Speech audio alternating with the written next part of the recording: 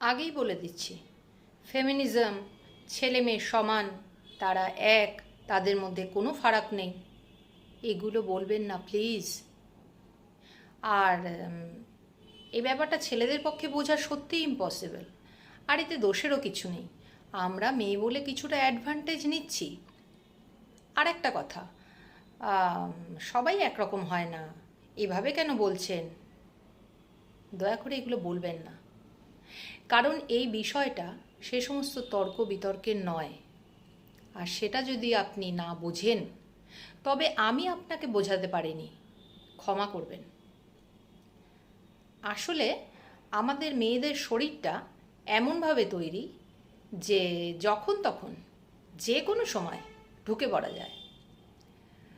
আজ মুড ভালো আছে কিংবা ভালো নেই, আজ রোদ উঠেছে কিংবা ওঠেনি, আজ পাশের বাড়ির জেঠুর সাথে জমি নিয়ে তুমুল একচোট হয়ে গেছে কিংবা হয়নি, যে কোনো সময় আমাদের শরীর গ্রিন সিগন্যাল নিয়ে রেডি।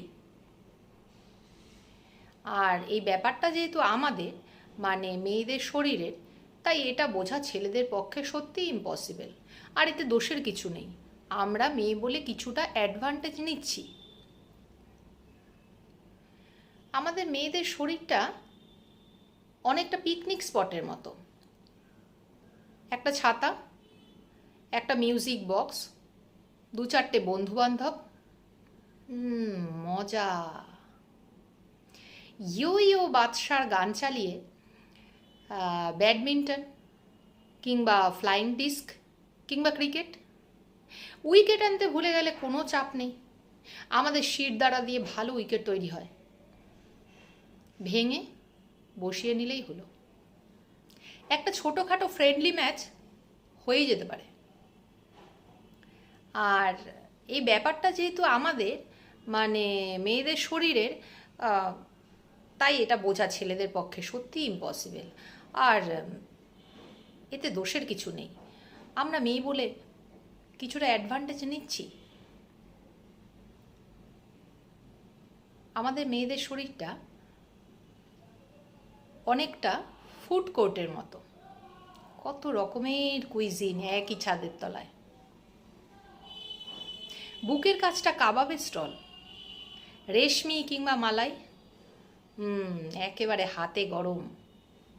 শিক কাবাব ট্রাই করতে হলে পেটের থেকে আরেকটু নিচে নামতে হবে, সেখানে আনলিমিটেড বুফে, সময় নিয়ে ধীরে সুস্থে খান, তাড়া নেই।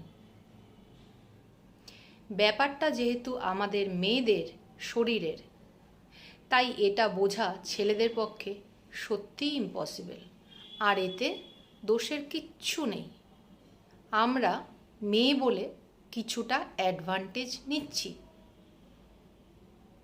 সত্যিই তো দোষের কি আছে? কথাতেই তো আছে, বন্যেরা বনে সুন্দর আর মেয়েরা ধর্ষণে। তিলোত্তমা বা অভয়া, সৌমিতা, মিতা কিংবা মৌ কিংবা আপনি কেউই হতে পারেন।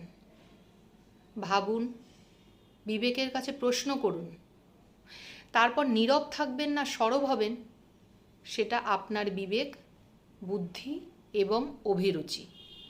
গোধূলি শর্মার কলমে আমার নিজস্ব প্রতিবাদ।